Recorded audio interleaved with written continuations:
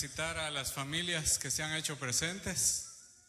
Sé que hay familias que están completas y algunas están parcialmente presentes. Quizás alguna familia solamente tiene algún miembro representándole acá.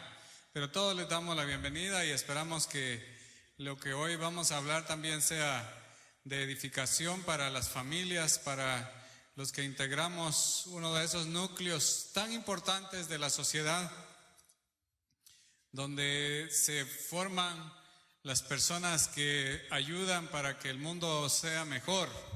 No hay otro lugar mejor que la familia. No hay otro lugar más ideal que esa relación entre el padre, la madre, los hijos, las hijas y a veces otras personas también que se suman a las familias. Vamos a ir al libro de Job, capítulo 42, por favor.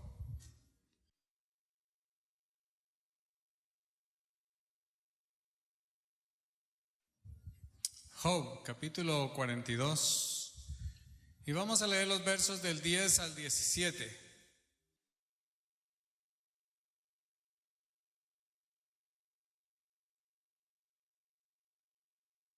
Póngase de pie para hacer reverencia a esta palabra. Versos 10 al 17 del capítulo 42 de Job. Y quitó Jehová la aflicción de Job cuando él hubo orado por sus amigos, y aumentó al doble todas las cosas que habían sido de Job.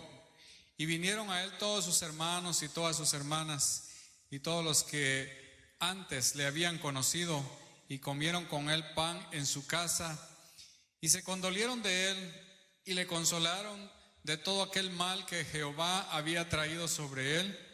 Y cada uno de ellos le dio una pieza de dinero y un anillo de oro. Y bendijo Jehová el postrer estado de Job más que el primero, porque tuvo 14,000 ovejas, 6,000 camellos, 1,000 yuntas de bueyes y 1,000 asnas. Y tuvo 7 hijos y 3 hijas. Llamó el nombre de la primera Gemina, el de la segunda Cesia y el de la tercera Keren Apuk. Y no había mujeres tan hermosas como las hijas de Job en toda la tierra. Y les dio su padre herencia entre sus hermanos. Después de esto vivió Job 140 años y vio a sus hijos y a los hijos de sus hijos hasta la 4ª generación. Y murió Job lleno de días. Padre, gracias por tu palabra. Gracias, Señor. Gracias porque hoy tienes algo nuevo para cada uno de nosotros y queremos recibirlo, Señor, con corazones humildes y dispuestos para ti. Señor, si hay algo que nos interrumpa, te pido que limpies nuestra mente de toda preocupación y también de aquellas ociosidades que a veces quieren interrumpirnos. Y llénanos, Señor, con esta palabra por la obra de tu Espíritu, en el nombre de Jesús. Pueden sentarse.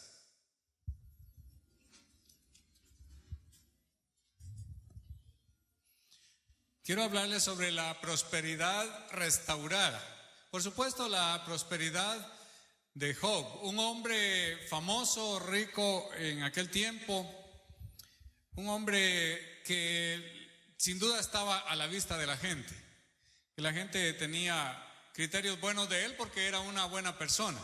Y uno siempre se hace buenas ideas de las buenas personas. Uno dice, tengo un buen vecino, tengo un buen amigo, tengo un buen jefe, una buena jefa. Uno se hace esas buenas ideas de la gente. Y yo quisiera que nosotros pensemos, a mí también me ven como una buena persona, me ven como alguien agradable. Eso sería lo mejor, ¿verdad? Y ojalá que así sea. Se espera que realmente de un cristiano o de una cristiana sucedan estas cosas. El texto de hoy entonces habla de que Job tuvo mucho, lo perdió y después lo recuperó, pero con creces. Eso no es muy común, ¿verdad? Yo no sé si entre nosotros hay alguien que haya tenido bastante y que lo perdió y lo recuperó, O alguien que tuvo, lo perdió y ya no lo recuperó. O alguien que no tiene, pero espera tener algo. Dios da bendiciones como Él quiere. Es decir, nosotros vamos a cambiar un poco la mentalidad de lo que el mundo en general piensa. El mundo piensa que si quiere, si se esfuerza puede tener.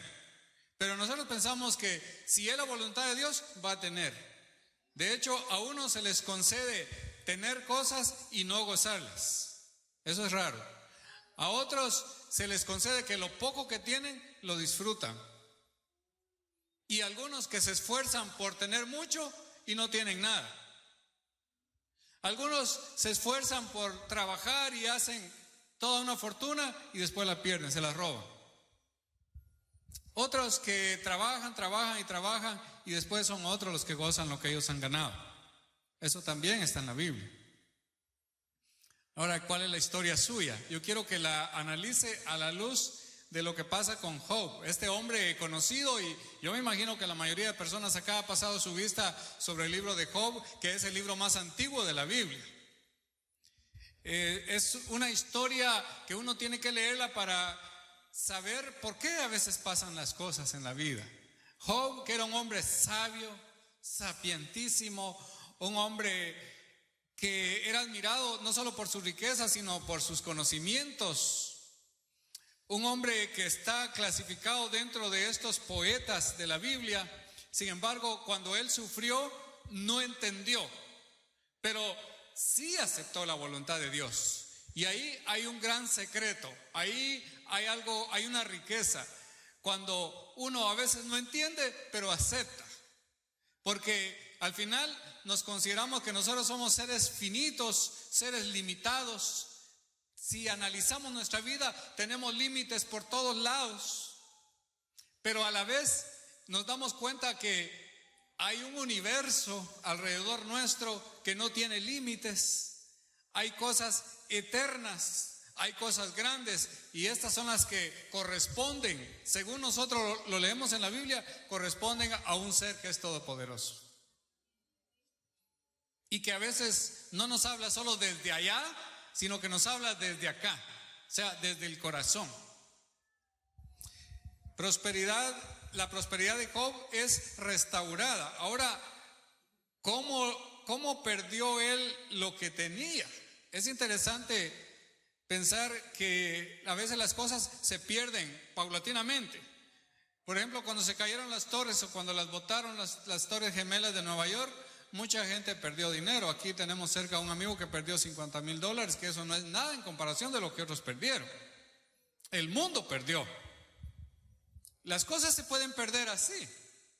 Lo material es pasajero. La vida misma es efímera. Lo que me interesa es que cuando Job pierde, la Biblia da una explicación bien sencilla y corta, cómo él pierde las cosas. Primero dice que era riquísimo, más que toda la gente de su tiempo en ese lugar donde él vivía. Es decir, el más rico entre todos. Pero la influencia de alguien es la que provoca que él lo pierda. Y la influencia es precisamente de ese personaje que a veces uno no quiere hablar, que es un personaje súper inteligente. Hay un ruido acá, no sé si están los técnicos por ahí que vean a ver este asunto. Entonces, este personaje se llama, la Biblia le da varios nombres, pero llamémosle Satanás o el diablo. Que como decíamos la vez pasada, para muchos el diablo no existe, es un mito. Y el diablo no está enojado porque digan eso de él, porque por eso es diablo, ¿verdad? A él le gusta que digan que no existe. Mientras las señales del diablo y del mal y de la maldad, como dicen, no hay persona más endemoniada que agarra una pistola y le va a disparar a otro en la frente y lo acaba de 5 balazos. Esa persona realmente es hija del enemigo, porque Jesús dijo que el diablo vino para matar, robar y destruir, y hay muchas muertes a cada rato de esa manera. Pero este es el que va y acusa a Job. Lo acusa y le dice, cuando llega ahí, se presenta entre los demás ángeles Porque él tiene esa, no solo en un texto de la Biblia, sino en varios. Uno sabe que Satanás platica con Dios, porque Dios es soberano y dicen que Dios se glorifica hasta en el mismo enemigo, es decir, que lo utiliza cuando él quiere y como él quiere. Y le sugiere y le dice, en este caso le dice a Dios: ¿has visto a mi siervo Job? Un hombre justo, temeroso, un hombre honesto, es decir, un hombre aceptable, un hombre bueno. Pero Satanás le dice: pues claro, si le tienes todo, si lo tienes bien, si es un hombre tan rico, si tiene una familia hermosa, no le falta nada. Entonces, claro que él va a estar bien contigo. Y es justamente lo que Satanás tiene. Él siempre tiene medias verdades, eso quiero dejárselo claro. Satanás siempre tiene medias verdades, y dicen que varias medias verdades hacen una gran mentira. Pero él dice: bueno, es que como le tienes todo, y es cierto, porque cuando de nosotros se trata, pasa lo mismo. Cuando tenemos las cosas, estamos bien, estamos en armonía, y hasta, bueno, muchas cosas buenas pasan por nuestra mente, ¿verdad? Pero cuando viene el problema, cambia el estado de ánimo, cambia nuestras palabras, cambia nuestra relación con los demás, cambia nuestro semblante, cambiamos en todo sentido. Y entonces le dice Dios: bueno, está bien, te doy permiso para que lo toques, para que toques todo lo que él tiene, pero que no toques su alma.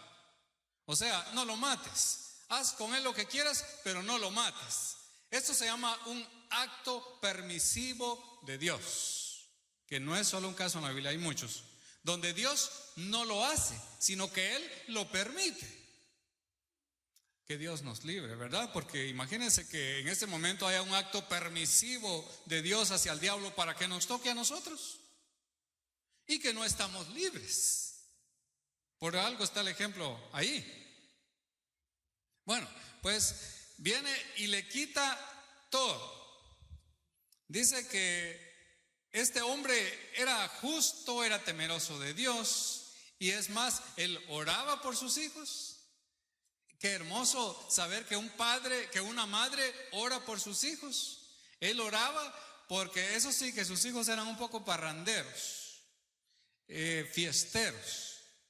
Ellos hacían fiestas, seguidos estaban de fiesta. El que tiene mucha plata puede estar siempre de fiesta. Algunos no tienen que endeudarse para estar de fiesta, pero de todas maneras hacen fiesta. Pero ellos estaban siempre de fiesta, y él decía: no vaya a ser que mis hijos hayan hecho una cosa mala ahí. Entonces oraba por ellos, intercedía por ellos. Él estaba bien. Su mujer, sus hijos estaban así, que parecía que no estaban muy bien, porque eso él tenía que orar por ellos. Su mujer tampoco era muy buena, que se diga, porque dice que esa mujer ahí le dijo unas cosas feas que más adelante las vamos a ver. Ahora, cuando viene el momento de la prueba, él lo pierde todo. Fíjese, pierde a sus hijos.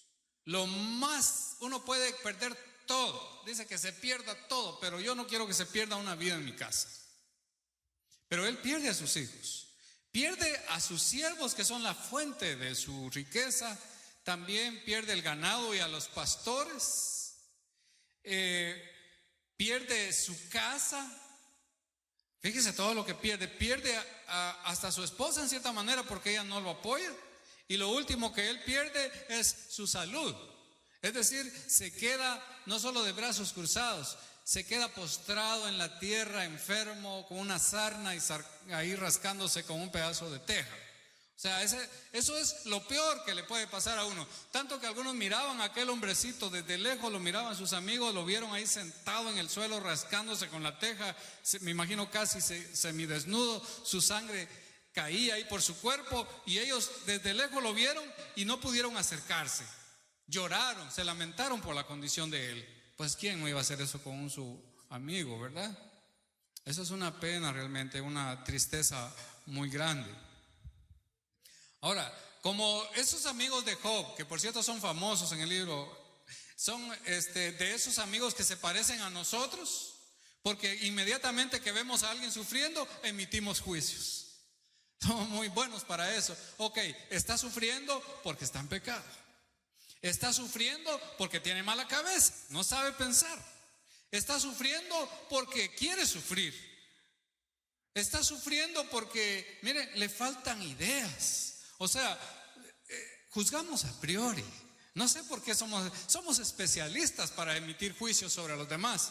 Pero yo quiero dejarle claro, Dios no nos da el derecho de juzgar a nadie. Así que hay que cerrar la boquita. Si nos da la tentación de decir, por tal razón está así, pidámosle perdón a Dios. No es bueno. Aquellos dijeron, ¿quién pecó, este o sus padres, para que haya nacido ciego? Jesús dijo, no es que pecó ni él ni sus padres, sino es para que las obras de Dios se manifiesten en él. Pero aún si pecó él o pecaron sus padres, ¿a nosotros qué nos importa? Si eso es un asunto con Dios. Así que hay que respetar. Pero esos dijeron, ¿dónde se ha visto que sufra un justo? Como quien dice, si tú eres justo, si eres sabio, si eres bueno, si así te ve la gente, ahora se pone en evidencia que tú no eres la buena cosa, porque ¿cómo estás en esa condición? Si los que son hijos de Dios siempre estarán bendecidos, que es una mala doctrina que a veces se enseña por ahí. Pero ¿dónde están entonces los actos permisivos de Dios que tienen un propósito también? Ahora, después de la aflicción, después de que él lo perdió todo, perdió hasta su salud, entonces viene la bendición. Así que cuando hay sufrimiento, no pensamos que toda la vida va a ser de sufrimiento. Ahora yo le digo algo, si toda la vida va a ser de sufrimiento, pero Dios nos dice, como le dijo al apóstol Pablo, bástate mi gracia, pues con él sí podemos soportar. Y entonces viene para él una bendición. Fíjense que Job no entendió la voluntad de Dios, como lo dijimos, pero él la aceptó. Y cuando leemos el verso 10, si usted tiene su Biblia abierta todavía a Job 42, fíjense que dice que después que él oró por sus amigos, porque esos también iban a sufrir por haberle juzgado, y él tuvo que interceder por ellos. Es lo que uno tiene que hacer, perdonar las ofensas de los demás y orar hasta por sus enemigos. Y él oró por ellos, y después de que él oró, dice que Dios aumentó, ¿cuánto? Al doble. Si él ya era un hombre tan rico y ahora al doble, dice, todas las cosas que habían sido de Job, se las dio al doble. Uno dice, bueno, si de eso se trata, me arriesgo. Yo voy a sufrir lo que él sufrió, porque después vendrá el doble, porque así es Dios. Después de que pasamos la prueba, por eso se llama prueba, viene una recompensa muy buena, porque es de Dios. También dice que todo se lo aumentó al doble, pero cuando uno lee ahí mismo, se da cuenta que lo que no le aumentó al doble fueron los hijos, porque solamente le dio 7 hijos y 3 hijas. Era lo mismo que tenía antes. Es decir, eso no se lo duplicó. Pero hay una razón, y la razón es muy buena. Es porque estos no eran vacas ni eran ovejas, no eran bueyes, eran personas. Y como eran sus hijos, y como eran los hijos por los que él había intercedido, él estaba seguro que esos hijos y esas hijas lo estaban esperando en el cielo. No los había perdido definitivamente, lo estaban esperando en el cielo. Entonces ya habían 10 allá adelante y ahora vienen los otros 10. Entonces también están duplicados. Ahí está la razón de este asunto. Entonces, ¿cuáles fueron las bendiciones? Después de recuperar todo lo que él tenía al doble, también dice ahí en la parte que leímos, dice que regresaron a él los familiares que él tenía o que tenía familia, y también regresaron los amigos y la gente que le conocía. ¿Sabe que un comentarista le llama a estos los amigos golondrinas? Porque los amigos golondrinas son aquellos que se van en el invierno, se van cuando está la tormenta, se van cuando está la lluvia de problemas, se van, pero regresan en la primavera. ¿Cuántos tienen amigos golondrinas? Cuando estamos bien, todo el mundo nos rodea, ¿verdad? Así lo dice en el libro de Eclesiastés. Dice, al rico lo rodea la gente, pero al pobre, dice, nadie se le acerca. Y esa es una verdad. cuando uno no tiene nada, dicen, ¿y qué voy a hacer si lo único que voy a hacer es que me va a pedir dinero prestado? Lo único que voy a hacer es que me va a pedir ayuda y yo no estoy para estar ayudando a nadie. O sea, nadie se le acerca. Pero ya cuando ven que Dios lo restaura y que las cosas le empiezan a salir bien, todos empiezan a regresar y hacen una fiesta con él, comen con él, celebran con él, le dan regalos, le dan cosas de oro, le dan abrazos, le dan palabras de consuelo. Ahí están con él. Bueno, qué bueno, ¿verdad? Que aunque sea ahí, pero regresaron. Es una señal también de que Dios le devuelve a uno, porque ustedes no me dejan mentir que a veces cuando hay situaciones difíciles también uno siente que ni la gente está con uno. Uno dice, pero es que ahora no aparece nadie. Y no es que tengan malas intenciones, es que como que Dios también hace que la gente se vaya para que uno enfrente su situación y le sienta el sabor amargo también a la situación.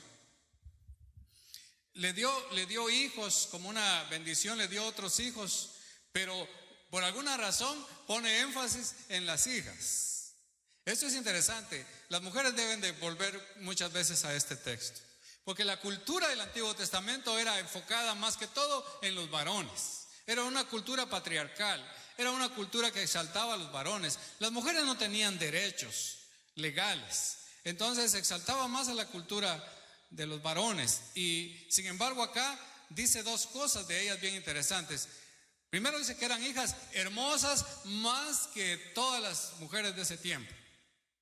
Ya quisieran los muchachos haber conocido a esas muchachas, ¿verdad? Han de haber sido demasiado hermosas, simpáticas, atraían a cualquiera. Pero también da el significado de los nombres. Por ejemplo, dice que a una le puso Gemina, y ese nombre significa luz del día. Es interesante que la Biblia siempre le da un nombre con un significado muy importante. Uno a veces le pone cualquier nombre a sus hijos, ¿verdad?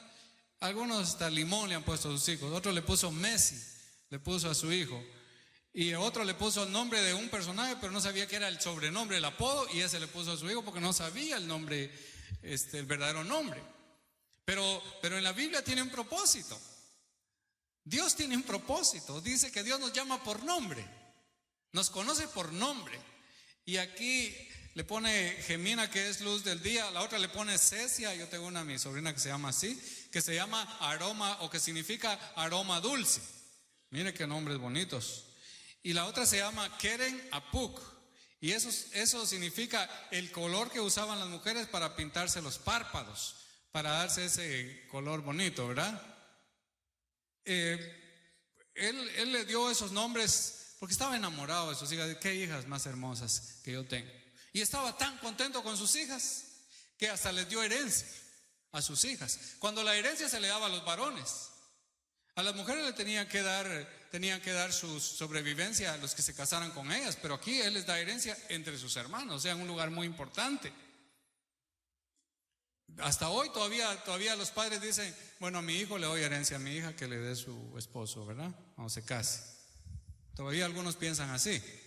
Delante de Dios valemos igual, hombres y mujeres. No hay varón ni mujer, dice el apóstol Pablo.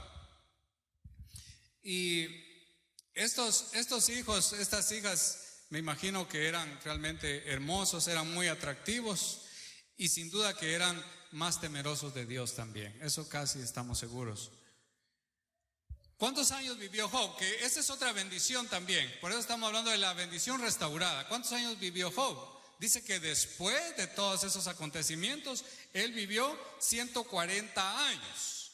Pero la Biblia dice, es que no se trata solamente de existir. No se trata solamente de vivir. Aquí el propósito de que él haya vivido eso, dice, es para que él viera, oiga bien, 4 generaciones, a sus hijos, a sus nietos, a sus bisnietos y a sus tataranietos. 4 generaciones, que es lo que la Biblia establece también para los que cumplen la ley de Dios. Dice, si cumple la ley, te bendeciré a ti, a tus hijos, a tus nietos y a tus bisnietos y tataranietos.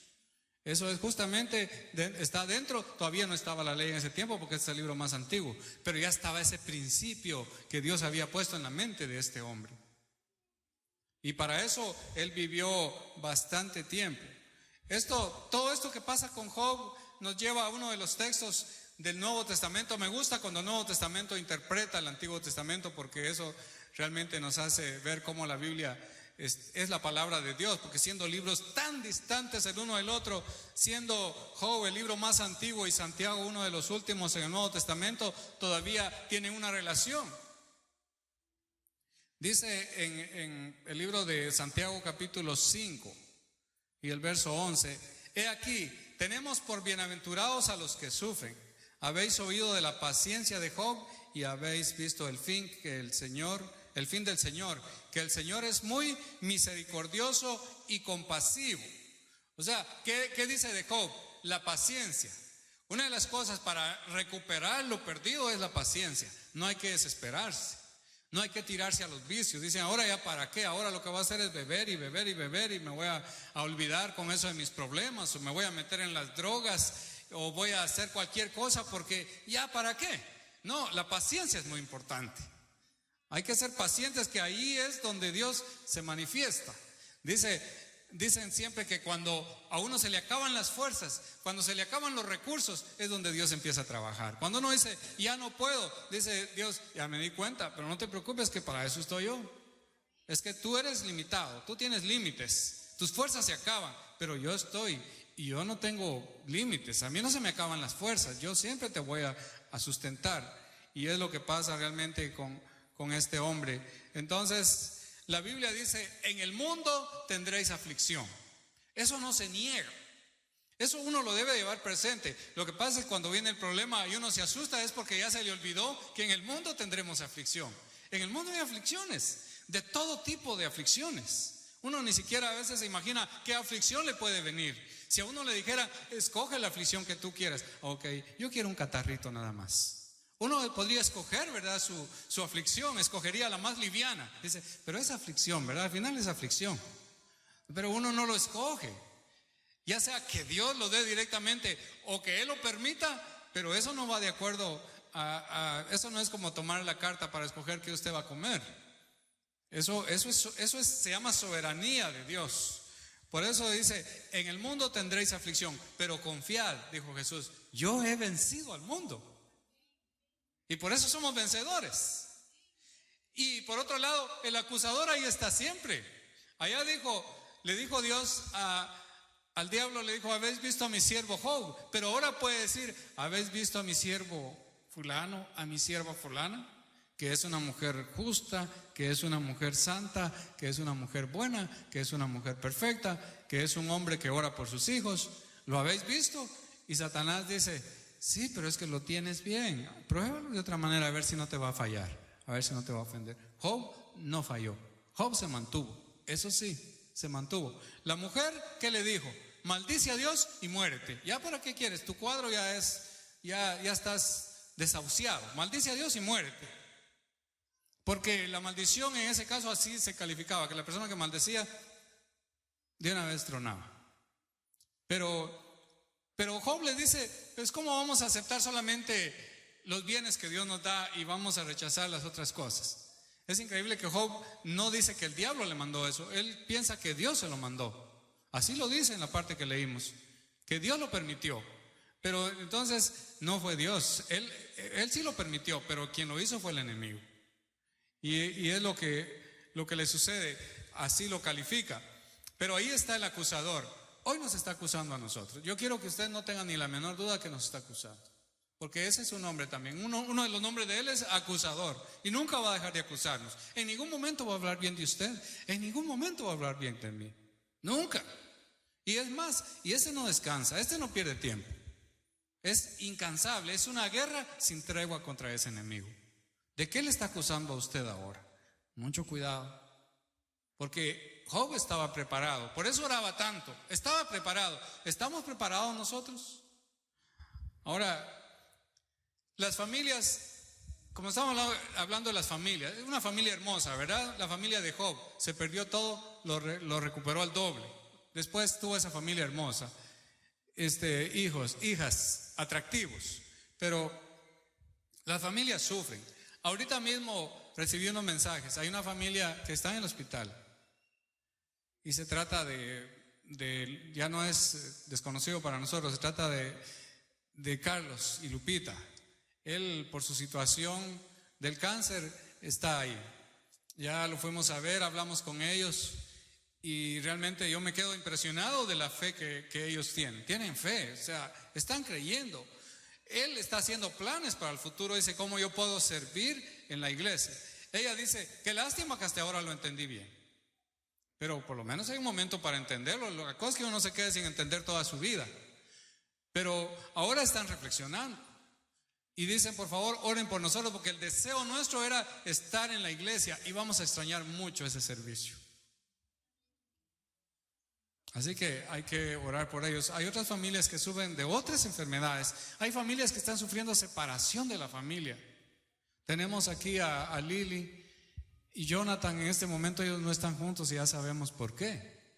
Y probablemente muchas familias a lo largo y ancho de Estados Unidos que han sufrido la separación porque ¿dónde están ahora? En una cárcel. Sin tener un problema realmente con la ley, los meten a la cárcel. Y después los atan, les ponen cadenas y los suben a un avión y los mandan para su país y allá no saben ni qué les espera en su país porque no fue un viaje planificado. O sea, esas cosas no son fáciles. Y no crean ustedes que el que está detrás de todo esto también es el sistema del mal. Porque no es Dios quien va a estar atacando y destruyendo a la gente, es el enemigo. El enemigo es multifacético, él se puede manifestar de muchas maneras y uno también tiene que ser sabio con esa sabiduría de arriba para confrontarlo. Hay familias con cualquier problema de los que están acá. Yo no sé, ¿cómo se siente usted con su esposa? ¿Cómo se siente usted con su esposo? ¿Están felices o hay situaciones difíciles? ¿O hay cosas que creen que tal vez no las van a superar por mucho tiempo? O algunos que realmente han tenido una decepción en su vida, yo no sé qué cosas han pasado. ¿Que está usted orando por sus hijos y por sus hijas? ¿Cómo le va a ellos?